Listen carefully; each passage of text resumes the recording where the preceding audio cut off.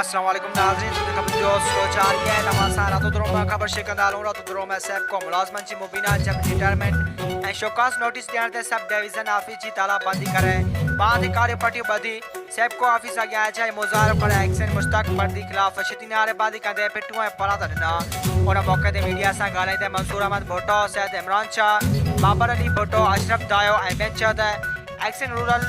मुश्ताक पर्दी सब डिवीजन रातों दरों शसेब को मुलाजमन के जबरी तौर रिटायर करे मुलाजमन सां दुश्मनी जो सबूत दिनो है जैसी असां तक मुलाजम में मजम्मत करियो था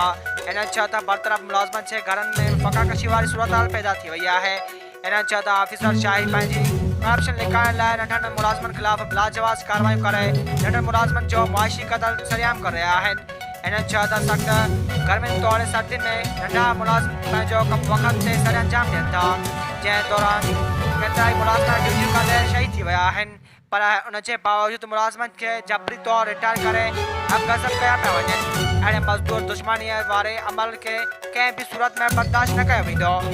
इन्हनि चयो त मुलाज़िमनि खे जारी कयल शोकास नोटिस हिकदमि वापसि वरिता वञनि ऐं उन सां गॾु सेपको